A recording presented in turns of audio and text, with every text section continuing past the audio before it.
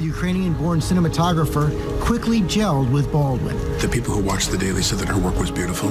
She was someone who was loved by everyone who worked with and liked by everyone who worked with and admired.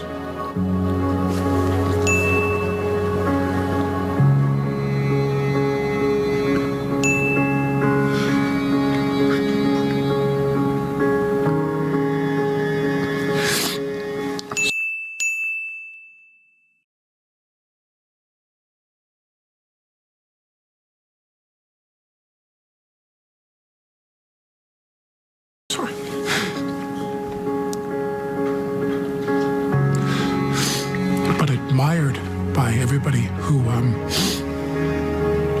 worked with her.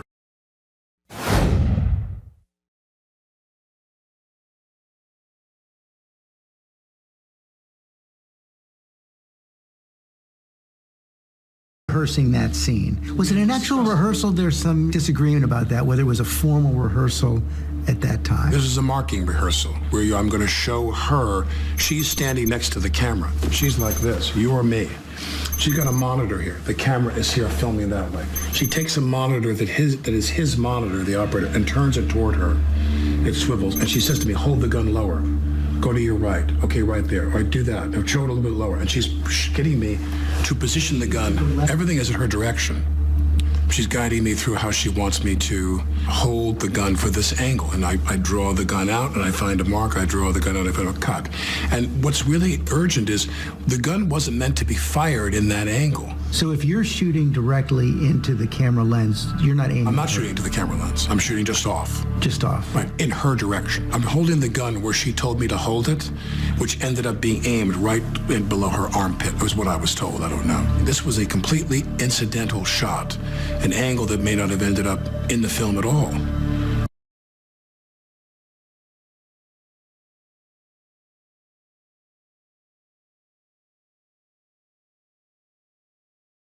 I think the big question, and the one you must have asked yourself 1,000 times, how could this have happened?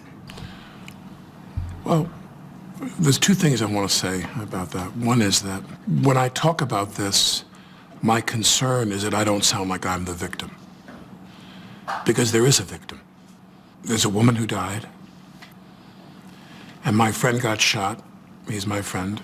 And she was a new friend. I met her and we worked together on some of the mapping out of what we're going to do on the film, which, you know, in the movie terms, if you go make a movie with Scorsese, you and the DP don't sit down and they solicit your ideas of how to make the film, you know what I mean? But we kept doing this, and so then I said to her,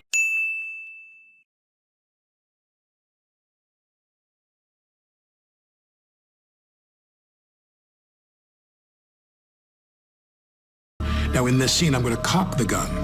And I said, now in this scene, I'm going to cock the gun.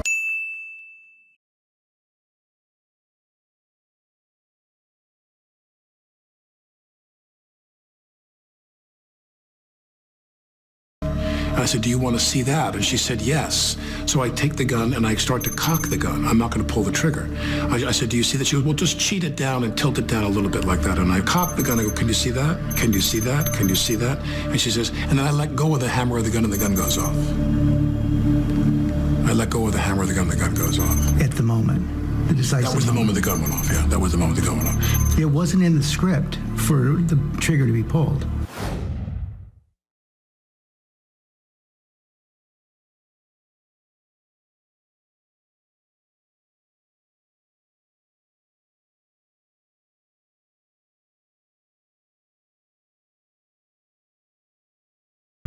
Well, the trigger wasn't pulled. I didn't pull the trigger. So you never pulled the trigger? No. I would never point a gun at anyone and pull a trigger at them. Never. Never. That was the training that I had. You don't point a gun at me and pull the trigger.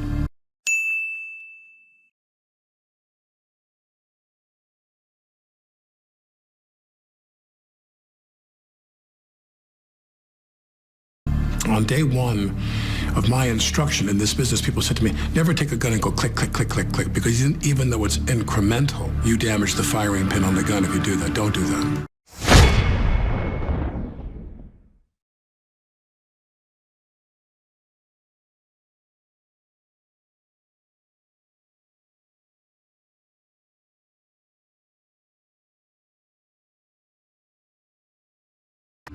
So you have this Colt 45, you just pulled, The hammer as far back as I could without cocking the actual and you're gun. holding onto the hammer. I'm holding that. I'm just showing her. I go, how about that? Does that work? You see that? Do you see that? She goes, yeah, that's good. I let go of the hammer. Bang, the gun goes off. Well, everyone is horrified. They're shocked. It's loud. They don't have their earplugs in. No one was. The gun was supposed to be empty. I was told I was handed an empty gun. If there were cosmetic rounds, nothing with a charge at all, a flash round, nothing. She goes down. I thought to myself, did she faint? Within 15 minutes or 20 minutes after that, the police arrived and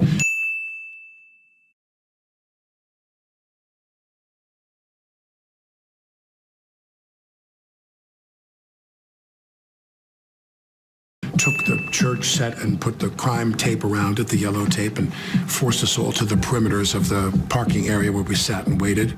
She was in the church.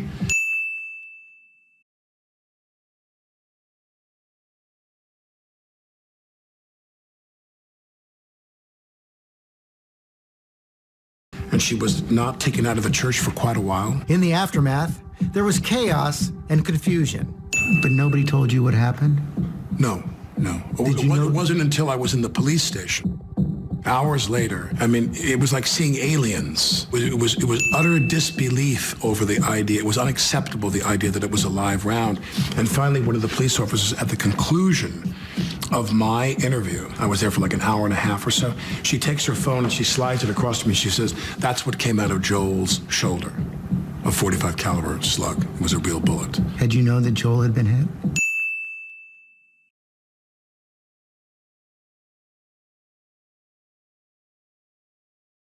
No one had any idea until that police officer, that sheriff's officer, said to me, this is the slug, 45 caliber slug they took out of Joel's arm. And then the kind of insanity-inducing agony of thinking that someone put a live bullet in the gun.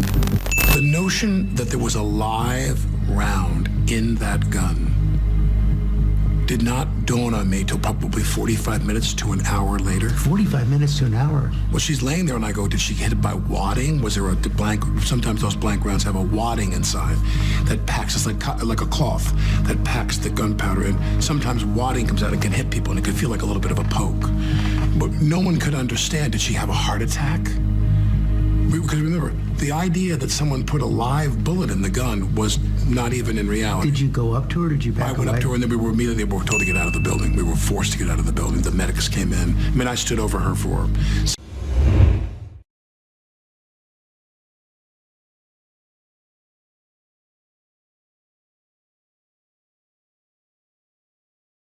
60 seconds, and she just lay there kind of in shock. Was she conscious?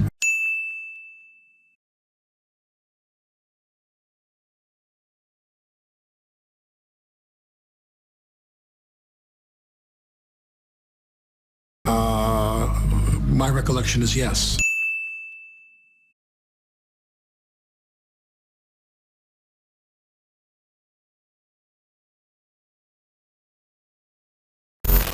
We've all seen that picture of you off the set in that hour or so after the gun went off.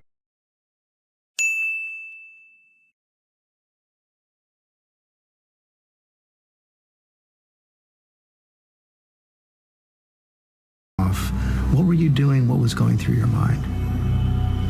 At the end of, she was laying there, and she was there for a while. I was amazed at how long they didn't get her in a car and get her out, but they waited and a helicopter came. And by the time the helicopter took off with her and literally lifted off, we were all glued to that process outside.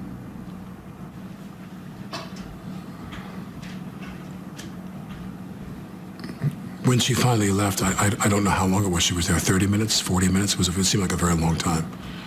But they kept saying, well, she's stable. Like nobody, just as you disbelieved that there was a live round in the gun, you disbelieved that this was going to be a fatal accident. So you didn't know exactly how serious it was? At the very end of my interview with the sheriff's department, they said to me, we regret to tell you that she didn't make it, she died. They told me right then and there. And that's when I went in the parking lot and called my wife to talk to my wife.